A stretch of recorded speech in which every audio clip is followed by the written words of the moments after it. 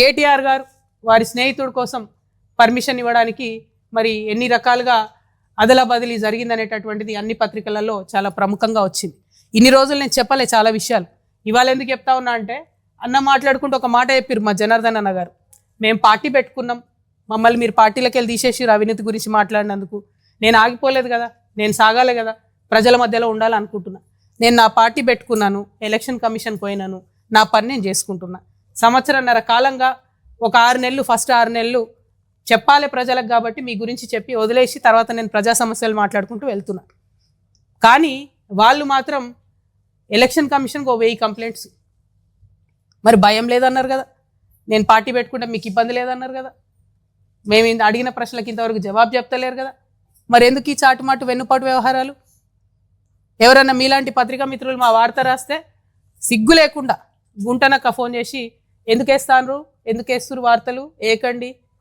అదేవిధంగా ఇంగ్లీష్ మాట్లాడతాడు కేటీఆర్ సార్ కాబట్టి ఇంగ్లీష్ వాడు ఎవడన్నా వార్త వేస్తే ఢిల్లీకి ఫోన్ చేసి ఎందుకు వేస్తారని నేను అడుగుతాడు ఇంగ్లీష్లో. వాళ్ళు ఫోన్ చేసి చెప్తారు నాకు. ఇంత సిగ్గులేని వ్యవహారం ఎందుకు? ఒక ఆడబిడ్డగా నేను చాలా ధైర్యంగా ప్రజల మధ్యలో ఉంటాను, నేను వెళ్తున్నా. ఆంబోతుల్లాగా అడ్డగాడిదల్లాగా ఎందుకు నా కాళ్ళలో కట్టెలు పెట్టే పనులు చేస్తున్నారు నాకు అర్థమవుతలేదు. ఏం అవసరం ఉంది మీకు? ఒక్క ప్రశ్నకైనా సమాధానం చెప్పిరా నేను అడిగిన వాటికి?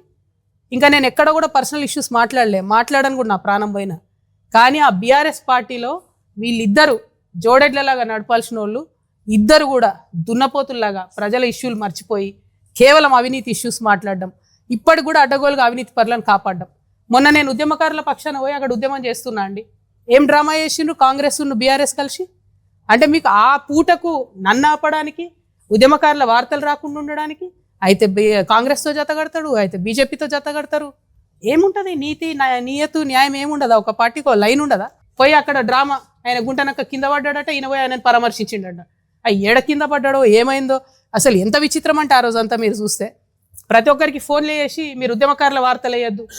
ఎందుకు వేయొద్దు? వచ్చేదా తెలంగాణ ఉద్యమకారులు లేకపోతే? మీరు మాట్లాడతలేరు. నేను ఒత్తిడి తెస్తున్నా కాంగ్రెస్ ప్రభుత్వం మీద ఉద్యమకారులకు ఇచ్చిన మాట చేయాలని. మీకేం ప్రాబ్లము? మీరెందుకు అడ్డుపడతారు?